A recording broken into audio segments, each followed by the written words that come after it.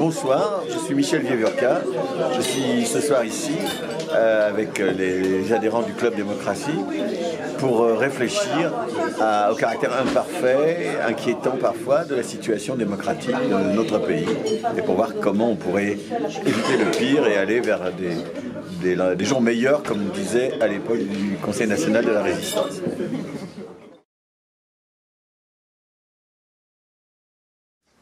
Je veux dire, mon point de départ, j'étais confiné en Provence, donc je ne me plains pas du tout, dans un endroit magnifique, et je me suis dit, les intellectuels vont tous écrire des tonnes de choses. Et la plupart des gens que je connaissais, quand je leur posais la question, écrivaient sur la pandémie, le Covid, la Covid, le confinement, etc. Donc moi je me suis dit, il faut que je fasse autre chose. Il faut évidemment tenir compte de cette situation si exceptionnelle, mais il faut prendre de la distance. Et progressivement, j'ai beaucoup travaillé, j'ai beaucoup lu, et je suis arrivé à un travail qui a consisté à dire, premièrement, je m'installe dans une certaine durée. Je ne vais pas coller à l'événement.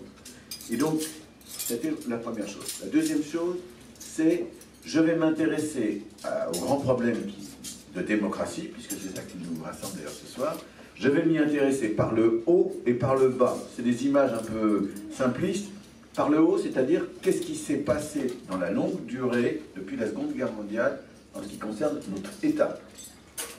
Et par le bas, du côté de la société civile. Moi, je suis un sociologue des mouvements sociaux. J'ai étudié beaucoup de contestations.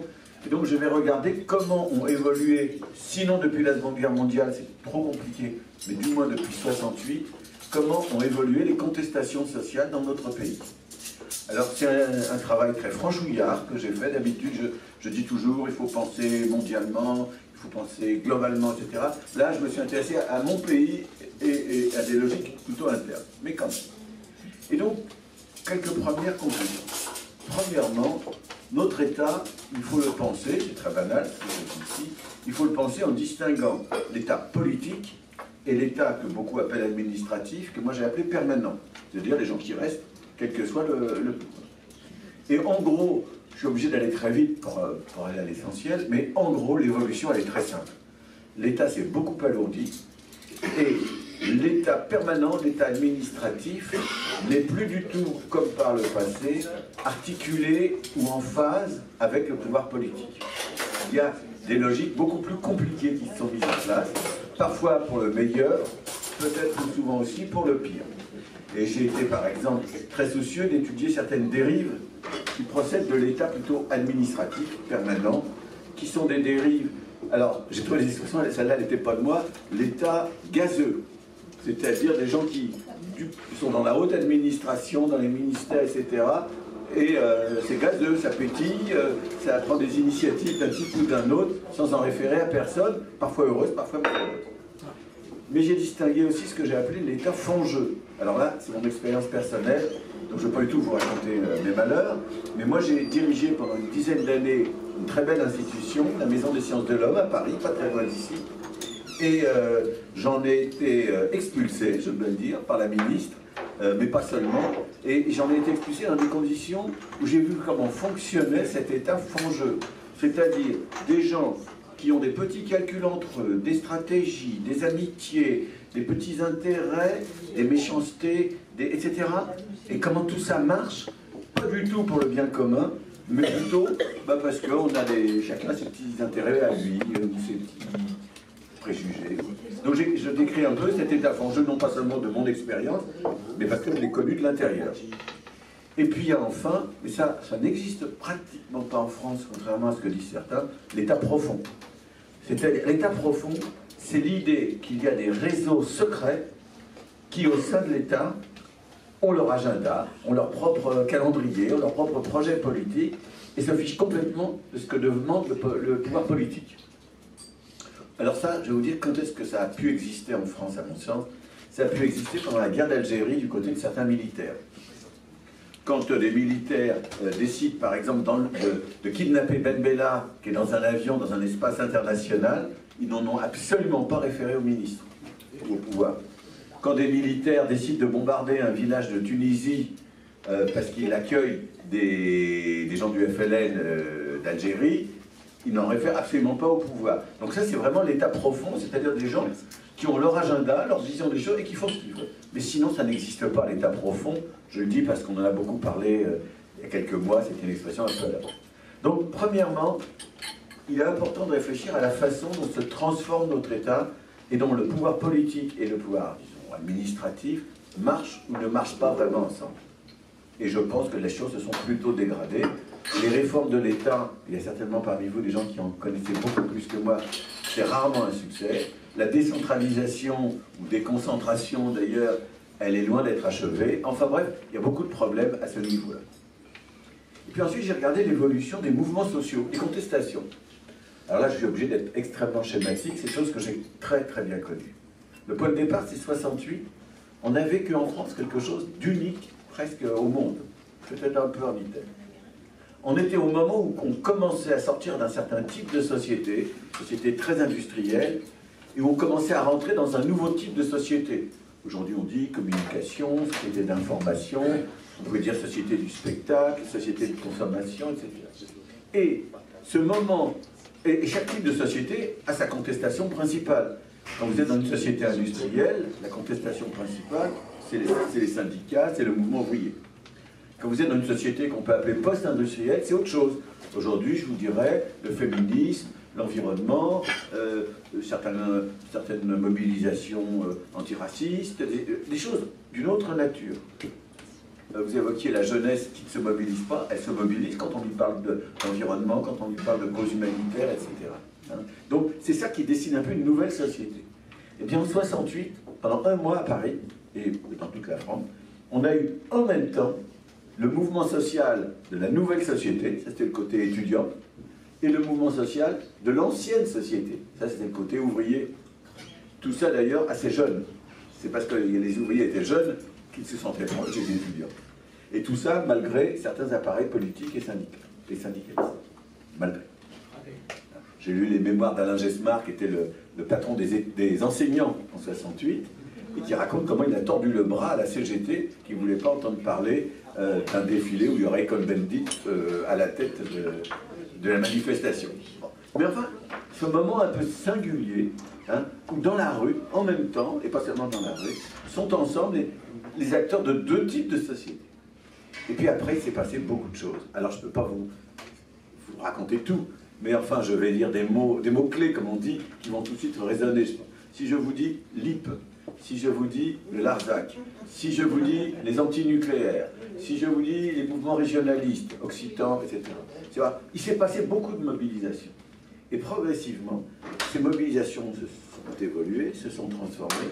Et aujourd'hui, on arrive à aujourd'hui, les principales mobilisations, celles qui pèsent le plus dans notre vie collective, elles sont assez différentes de ce qu'on a pu connaître. C'est le côté gilet jaune. C'est-à-dire, les mobilisations d'aujourd'hui, elles sont horizontales. Elles fonctionnent avec des réseaux sociaux. Beaucoup. Mais en même temps, les gens veulent se rencontrer. S'il n'y a pas les ronds-points, les gilets jaunes, ça n'existe pas. Mais s'il n'y a pas les réseaux sociaux, les gilets jaunes, ça n'existe pas non plus. Et surtout, ces nouvelles mobilisations ne veulent pas avoir de leader, ne veulent pas avoir de structure, ne veulent pas avoir d'organisation, ne veulent pas négocier, discuter. Il n'y a plus du tout la culture de... Il y a bien un moment où il faut négocier. En 68, il y a eu Grenelle, il y a eu des négociations. Ça n'a pas tout réglé, bien sûr. Eh bien, ces nouveaux acteurs, me semble-t-il, sont horizontaux, ne sont pas capables de répondre à des propositions éventuelles de négociation dans un pays où le pouvoir fonctionne, lui, de manière alors très verticale et de haut en bas. Et donc, on en est un petit peu là, socialement, et donc on est dans une situation qui, du coup, je n'ai pas le temps de rentrer dans le détail, mais vous le savez tous aussi bien que moi, qui, du coup, se caractérise par la déliquescence du système politique classique. La gauche, on le voit tous en ce moment, est incapable d'avoir une candidature solide pour les prochaines élections, et je ne pense pas que dans 2 mois elle la trouvera, enfin, on verra. La droite, c'est pas beaucoup plus brillant, et nous avons tous ces mots que Jacques Simon a évoqués, le racisme, le populisme, l'antisémitisme, etc., beaucoup de choses. Et donc, nous sommes dans une situation très préoccupante, et je ne suis pas le seul à le dire comme ça, et on nous le dit de l'étranger. Il y a un magazine qui s'appelle The Economist, qui a classé la France parmi les démocraties plutôt en mauvaise posture. Je me souviens plus du chiffre. Et je crois qu'ils ont utilisé alors un autre qualificatif, je crois qu'ils ont dit des démocraties défaillantes. Défaillantes et alors il y a des gens qui disent les démocraties défaillantes. Les démocraties. Alors, quand on parle des risques d'autoritarisme, on dit les démocraties illibérales. On pense à la Hongrie par exemple. C'est-à-dire des pouvoirs qui deviennent de plus en plus autoritaires, sans médiation, sans corps intermédiaires, sans réellement capacité de la société à se faire entendre. Alors, je ne dis pas qu'on en est là aujourd'hui, mais il y a quand même de quoi être très préoccupé. Très préoccupé. Je suis très très frappé de voir à quel point le pouvoir actuel, qui a hérité d'une situation de transformation des mouvements sociaux, d'affaiblissement de l'État dans sa capacité à impulser des choses, et surtout d'une situation de crise du syndicalisme, de crise, je le dis parce qu'on ne le dit jamais publiquement, mais moi je pense qu'il faut avoir le courage de le dire, de crise des grandes associations qui étaient si importantes à l'époque des 30 Glorieuses. Le côté, ces gens que j'aime beaucoup, c'est pour ça que je me permets de le dire, Ligue de l'enseignement, Fédération Léo Lagrange, Secours catholique, pour prendre des mondes un peu différents, tout ce monde-là a mal vieilli, tout ce monde-là est affaibli. Et bien dans une situation où tous les corps intermédiaires vont mal, le pouvoir pourrait dire « j'essaie de les réanimer, j'essaie de les relancer, j'essaie de les soutenir ». Pas du tout, c'est pas ce qui s'est passé depuis 5 ans, je le dis sans être dans l'agressivité politique du tout, on a un pouvoir qui n'aime pas les corps intermédiaires. Hein. Et si vous voulez en avoir une expression, alors comment dirais-je, naïve, lisez ce livre de 2 personnes, je me souviens un seul du nom Emelin, je crois, et Amiel, qui étaient 2 conseillers à l'Élysée du chef de l'État, et qui en partant ont publié un petit bouquin, dans lequel ils disent les corps intermédiaires c'est archaïque. Et ils les comparent, ils disent on n'a pas plus besoin des corps intermédiaires que quand on a eu besoin des porteurs d'eau quand on a mis l'eau courante dans toutes les villes. Bon, oui. Donc, si vous voulez, un pouvoir qui n'a pas rien fait pour les corps intermédiaires, moi je suis quelqu'un qui aime beaucoup la CFDT, je me permets de le dire. Bon, la CFDT a été très maltraitée par le pouvoir, très très mal. Bon. Et donc la question elle est, comment est-ce qu'on peut espérer, et c'est un peu pour ça que vous m'avez invité, à éviter le pire, ou à espérer qu'on n'aura pas le pire. Alors il y a quand même quelques pistes. La première piste consiste à dire, il faudrait qu'il y ait davantage de lieux où se parlent différents acteurs, des acteurs d'en bas et des acteurs d'en haut. Dans le temps ça existait, ça s'appelait le plan. Alors je ne sais pas si certains d'entre vous, parmi les gens de mon âge, s'en souviennent, mais le plan était un endroit formidable.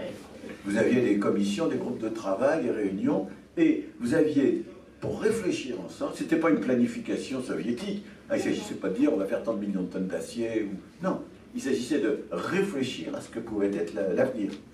Et donc vous aviez des gens qui se réunissaient sur des sujets différents, des syndicalistes, des gens du secteur associatif, des gens de la haute administration, des ingénieurs, des politiques, il y avait un petit peu de tout, et il en sortait des recommandations pour la puissance publique, des rapports du plan, et c'était vraiment des documents très très importants. C'est fini, depuis plusieurs années. Alors on nous a dit on va en recréer un, on a nommé un haut commissaire au plan. C'est pas faire de la méchante, c'est pas être dans la méchanceté que de dire que ça n'a rien d'un commissariat au plan. J'étais éberlué quand j'ai appris que c'est le chef de l'État qui annonce que dans 30 ans, on aura du nucléaire, des nouvelles... À l'époque du plan, il était inimaginable que la politique énergétique d'un pays comme le nôtre ne soit pas discutée en un lieu. Et c'était le lieu. Enfin, c'était un des lieux possibles. Donc, la réponse, recréer un plan, elle continue à être souhaitable, mais on en est très loin. En tout cas, je dis un plan ou des lieux, vous voyez, où se rencontrent des acteurs différents pour réfléchir. Une culture de la discussion, une culture de l'échange. Ça, c'est la première piste. La deuxième piste à laquelle certains pensent, c'est ce qu'on appelle la démocratie participative ou délibérative. Ce n'est pas exactement la même chose, et il y a une troisième formule qu'il faut utiliser, c'est celle de démocratie directe. Peut-être qu'il est utile que je distingue bien les trois. La démocratie directe, pour simplifier, c'est le référendum. C'est-à-dire l'idée que l'on peut faire de la politique en se passant de la représentation, en faisant en sorte que les citoyens s'expriment directement. C'est la Suisse, si vous voulez, avec les votations. Ça, c'est une forme. Bon, ça, c'est la démocratie directe qui était très désirée, qui est souvent d'ailleurs très désirée par les mouvements populistes. Et les Gilets jaunes voulaient beaucoup ce qu'ils appellent le référendum d'initiative citoyenne, le RIC. Bon. Donc si vous voulez, la démocratie directe, c'est ça. La démocratie délibérative, c'est on réunit des gens dans des conditions précises pour créer une capacité vraiment bonne de produire des connaissances, mais on délibère, mais on ne participe pas. C'est juste un des lieux de réflexion collective, si vous voulez. Et enfin, la démocratie participative, c'est on donne à des citoyens le pouvoir de réfléchir, de décider, donc, sans avoir à passer par la représentation politique. On n'a pas besoin d'un député, Monsieur le Président, on se passe de la Chambre et les choses se jouent ailleurs et les décisions sont prises ailleurs. Ça existe à des petites échelles dans beaucoup de villes. À Paris, il y a un budget participatif, je crois. Hein. Et à Grenoble, et dans un certain nombre de villes, bon, cette formule a toute une histoire. En gros, un budget participatif, c'est, on dit aux citoyens, une partie du budget, par exemple municipal, vous allez pouvoir en discuter pour utiliser, enfin répartir les ressources comme vous l'entendrez, pour tel ou tel type de problème, pas pour tout évidemment. Alors la démocratie participative, je vais vous donner mon sentiment. Je trouve que c'est merveilleux quand c'est un complément et quand c'est articulé à la démocratie représentative. Mais il y a des limites et on n'en parle pas assez. Une première limite, c'est que le pouvoir exécutif n'aime pas tellement se dessaisir de ses prérogatives. Et donc on l'a vu avec la seule grosse expérience récente qui était je sais plus comment ça s'appelait, sur le changement climatique. La Convention citoyenne. La Convention citoyenne. Il en est sorti, c'est une très belle initiative du point de vue du contenu. Il s'y est dit des choses formidables, la réflexion a été très belle. Simplement, le chef de l'État qui a mis ça en place a dit, on suivra tout ce que vous direz, démocratie participative, c'est vous qui allez décider et ce sera adopté. Puis évidemment, il a fait un marché arrière parce qu'on ne pouvait pas adopter les 150, je crois, propositions. Et puis en plus, il fallait quand même que le Parlement ait son mot à dire. Peut-être que votre président pourra compléter ce que je raconte, mais toujours, enfin bref, tout ceci n'a pas été aussi loin que certains pouvaient le souhaiter.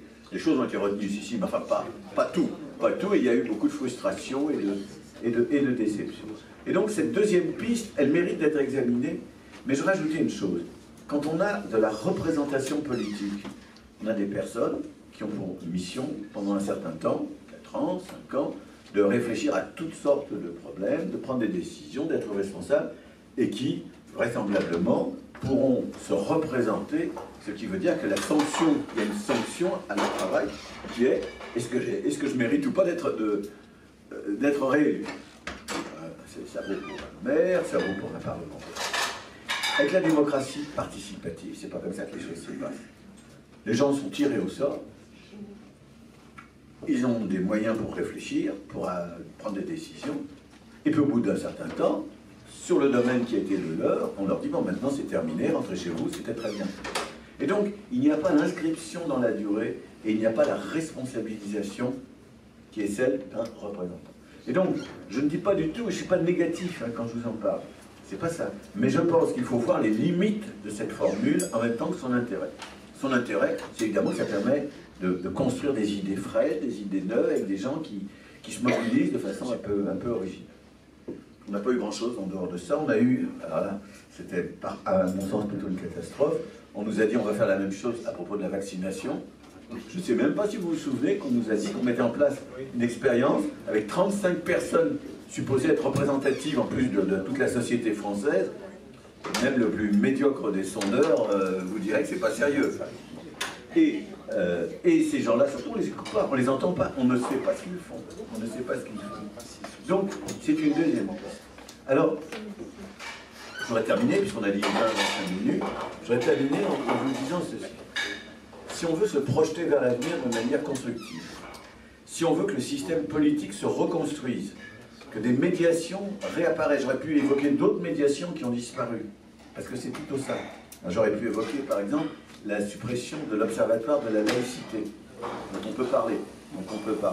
Bon. Mais si on veut que des institutions fonctionnent, que des médiations se mettent en place, que le tissu associatif se renouvelle, se relance, que les partis politiques aient à nouveau un rôle, contrairement à la situation actuelle qui me semble assez désespérante. Si on veut tout ça, je crois qu'il faut partir d'une idée qui surprend toujours, mais qui pourtant, moi, me semble très forte et très juste. C'est l'idée qu'il faut reconnaître que la société a besoin de conflits et qu'elle a besoin de traiter ces conflits. Si vous devez retenir une idée de tout ce que j'ai pu vous dire, je m'explique.